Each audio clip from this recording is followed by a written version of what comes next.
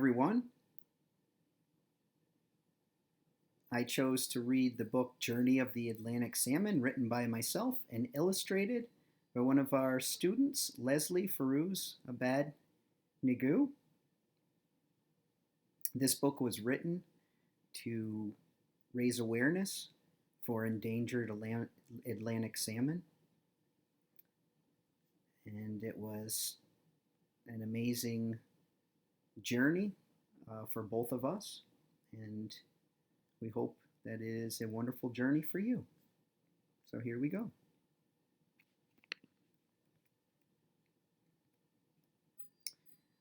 I dedicated this book to my wife, who waited patiently while I spent time away on the water in pursuit of enlightenment, and to Tim, my mom, and others who inspired my obsession with fly fishing. It's also dedicated to Leslie, a creative and courageous student who offered to fill its pages with beautiful artwork, turning a story into a book and fulfilling a lifelong dream of mine to publish a book. Finally, it is dedicated to the magnificent Atlantic salmon, king of the fishes, and for the hope that one day may be more plentiful and in less peril. An Atlantic salmon migrates to a river from the sea, said the giant salmon. I hope no lampreys stick to me. I guess sea lice are okay, they will eat less, and at least they'll fall off when the water is fresh. I have a mission to accomplish, the salmon said. I have to reach my destination and make my spawning bed. I'll find another salmon and we'll make a home. It's so much better than being alone.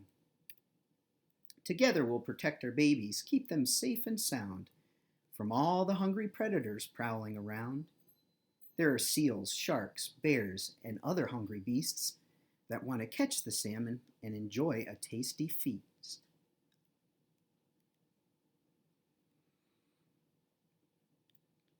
Yet there are others in the land that want the salmon to grow. They love these fish and want others to know that salmon are important and beautiful as well, and if they are protected and respected, their numbers will swell.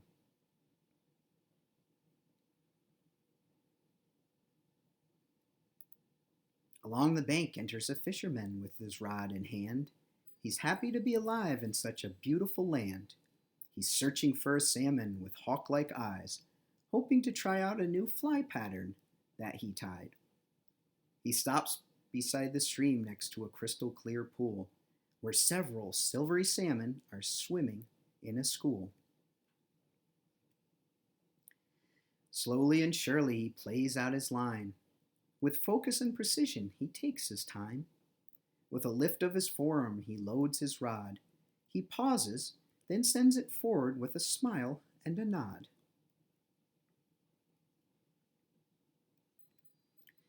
The line lands lightly on the water with a gentle plop. He retrieves the fly quickly and then abruptly stops. His brightly colored streamer comes swinging by. Suddenly, the giant salmon's mouth opens wide.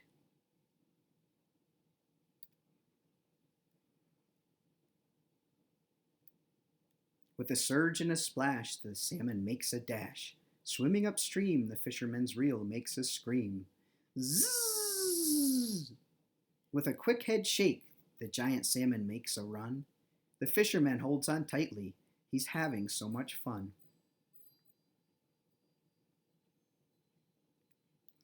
The squirrels, ducks, and grouse watch excitedly as the salmon tries to swim back to safety.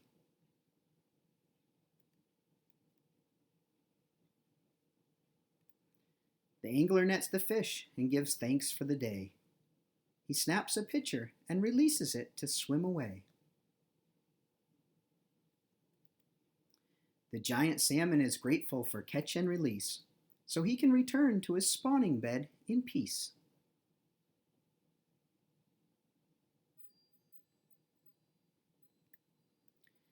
Soon he and his mate will leave the eggs without worry or fear, since the babies will grow up big enough within a few years.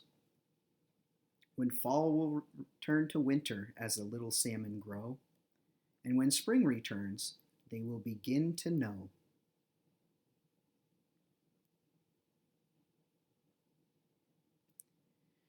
that they must swim toward the sea to grow big and strong, to feed for a year.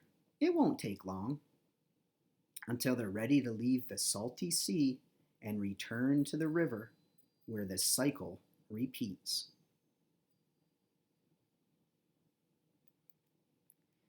So here's a little bit about the life of an Atlantic salmon. These salmon differ from Pacific salmon,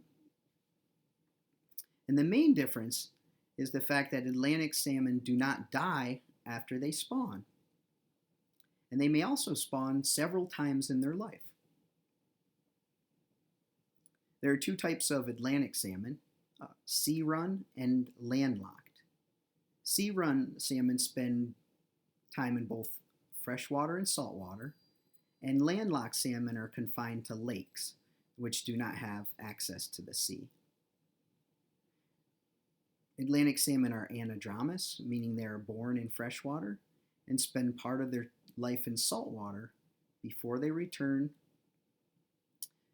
to the rivers where they were born. And that there they'll end up spawning and the cycle will continue. And what happens is the female salmon will build a nest in the sand and gravel of the riverbed, and they actually call this a redd. And then the male salmon will help to fertilize the eggs and also fend off any other salmon or predators that might be trying to eat the eggs.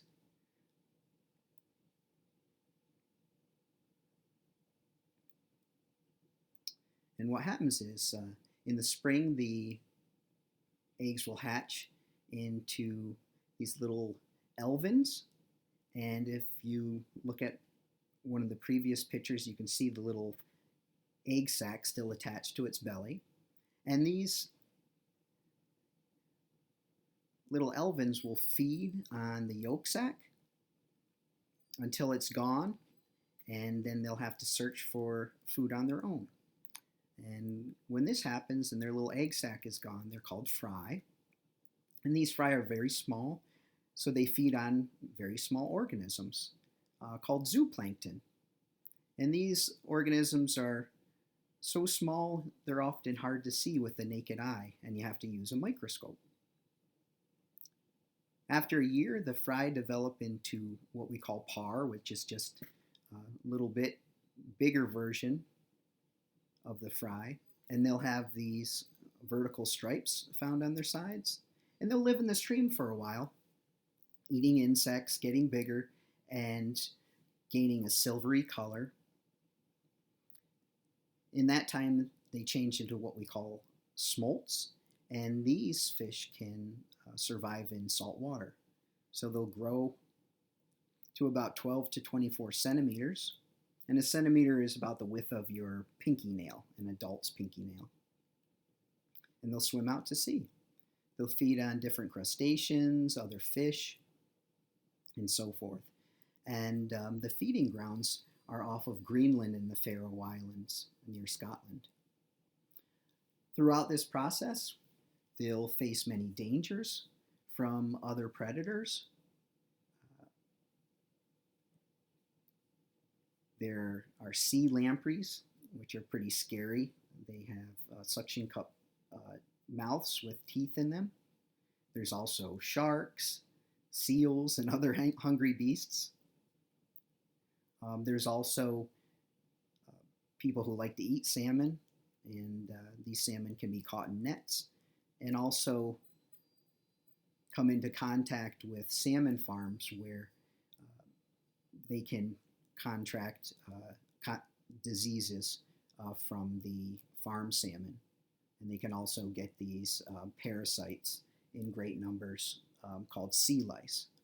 So they face many, many dangers. And hopefully we can work to protect these Atlantic salmon and ensure that we see them leaping in our rivers and swimming in from the sea. Right now they're protected under the Endangered Species Act, but only about 1,000 to 1,200 salmon return to U.S. rivers a year, and these numbers used to be as high as 200,000.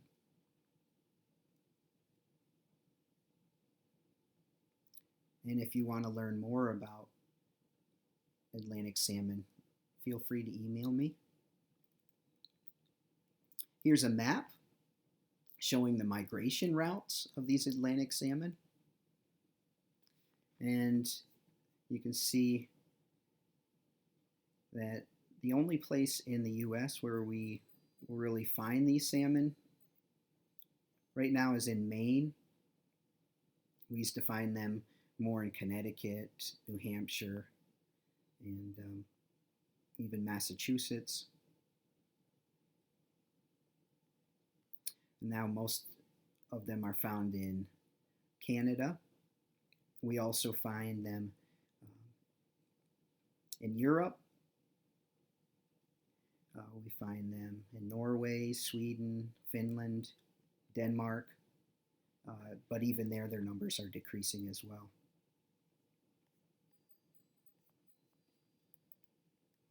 And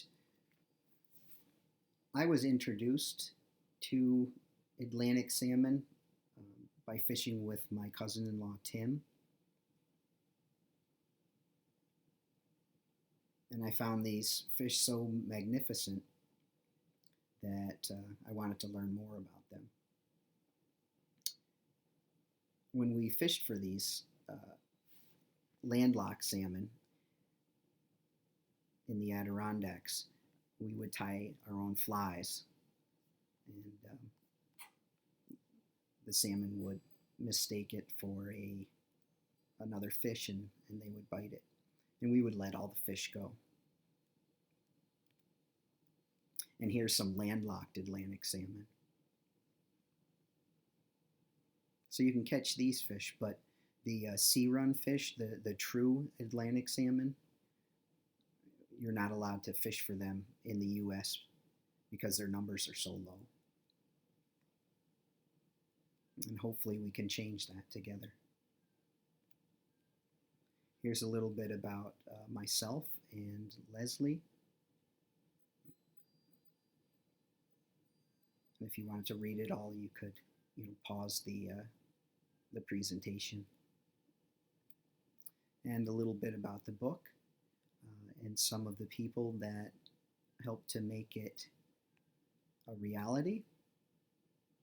The book started off as a poem, and at Thanksgiving dinner, I recited the poem, and some people said you should turn that into a book.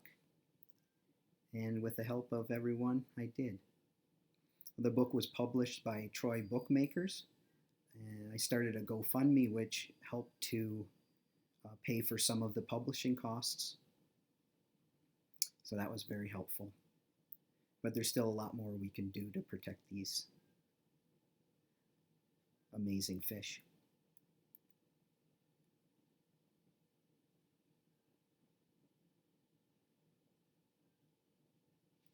So I hope you enjoyed this, and I hope you're staying well, and